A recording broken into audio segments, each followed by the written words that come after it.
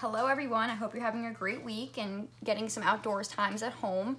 Today we're going to be doing our color collision project, and you've already looked at the video about shape and the video about color, and now it's time to make our project. So you have the option to do whatever kind of shape you want. So my first shape was an S for Miss Santana, and my second shape is going to be a whale. You can choose an animal, a letter, a shape, or you can choose a flower, anything that is interesting to you. So the first thing I'm going to do is draw my whale. And I only want to draw the contour of my whale, which means I just want to draw the outline. So I'm going to start drawing my... When you're drawing your contour, you can use a reference image, like the one that I've just chosen, or you can draw from your memory. And again, we just want the contour. So if you see, I don't have any eye details, I just have the outline of my whale. And the second thing we're going to do is we learned about organic shapes. So we're going to fill our whale with organic shapes, and so we know that organic shapes are free-form shapes, so I'm going to start at the head, and I've just drawn one organic shape. Now every shape I draw next to my organic shape is going to relate to the shape that it is next to. What do I mean by that? Well, I have this curve right here, so the starting of my next shape is going to follow that curve. And then I can change the shape of the end. So now these two shapes kind of see like they're falling into each other. So I'm going to draw my next shape over here. And you see how this curve follows this curve. So all of the shapes in our contour drawing are going to relate to one another. And you can fill them up in any way. It doesn't have to be, you don't have to have 2 or 3, however you can fit your shapes together is how you're going to do it. Our next step is, if we notice my first example, we have shapes on the insides of organic shapes, and this is going to give us more of a transparent effect. So in every shape that you've drawn, we're going to mimic the shape again on the inside in a smaller scale. So for example, I have this kind of bean shape here, so my interior shape is going to follow the form. And we can play around with scale in there as well. You can make some bigger and some smaller, but you're going to follow the shape of your larger form on the inside until you've done it to every single shape.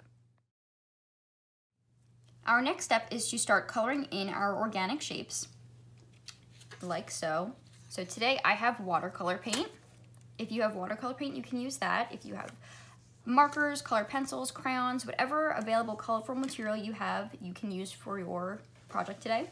So let's review the colors of the rainbow. We watched a video on it earlier as well. We have red, orange, yellow, green, blue. I don't have indigo, so I just have violet. So I have these 6 colors, and that's what I'm going to use in my color collision painting. So since I'm using watercolor, I'm going to wet my brush. And first I'm going to start with red. So I'm getting some paint on my brush. And so first we're going to start with our red color. So I've got my brush wet and I've got some paint on it. And we're going to start in the middle of our shape. So on my S, I started right here. And on my whale, I'm going to start right here. So wherever the middle of your shape is, that's where you're going to start. So we're first going to start by painting. This is a little too saturated. It's a little too bright for me. We're going to start painting our shape. And if you notice, I'm only painting half of my shape red. And I'm going to do this shape as well because they're next to each other. And they're going to have the same color scheme or the same pattern of colors. So I've got my red down. Now, the next color in the rainbow we know is orange. So I'm picking up my orange paint. And I'm going to put it in the same shape. You see how the red is on top and the orange is on the bottom. And then I'm going to blend them together in the middle. Like so.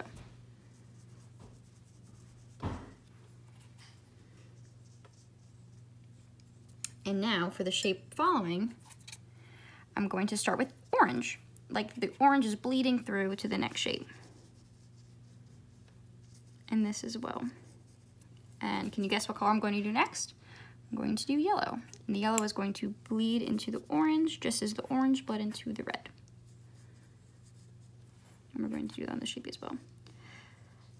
For the rest of our piece, we're going to keep following the same pattern. So the shape next to the yellow is going to start with yellow and move on to green. The shape that's next to the green is going to start with green, move on to blue, and the shape that is next to the blue is going to start with blue and end up with purple. And we will come back when we finish this side of the whale.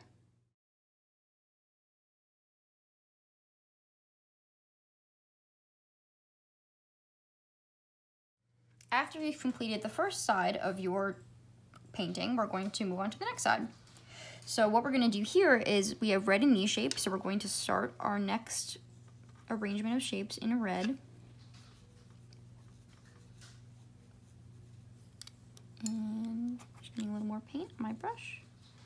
And instead of moving into orange right away, we've already completed the rainbow from red to purple this way. And so from this way forward, we're going from red and we're going to kind of do the rainbow backwards. So we're going to do red and then we're going to add purple to our shape.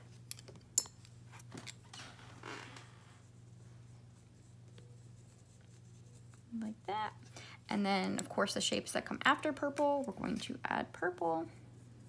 And then we're going to work into blue and we're going to follow the rainbow pattern backwards on this side.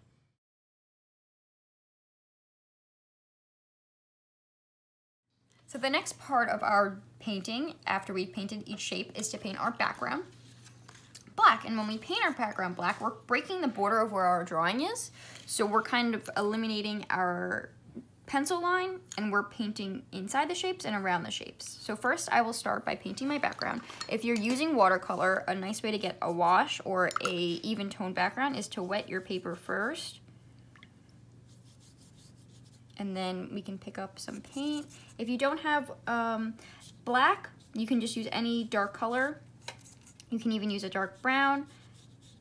And if you don't have watercolor, you can just try to evenly color in your background with whatever material you have.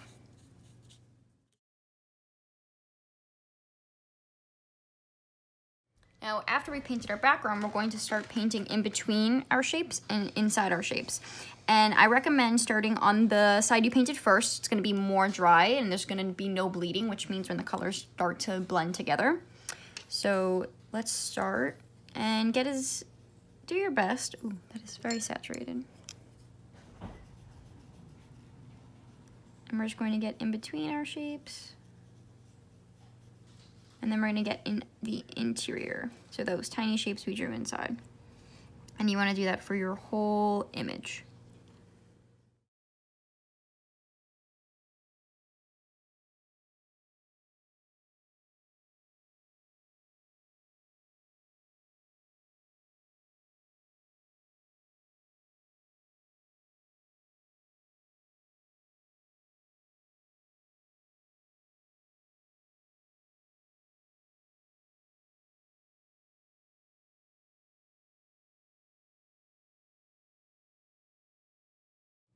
So once you've painted your background and in between your shapes, your color collision painting is done. So when it is dry, take a picture and you can email it to Mrs. Carr.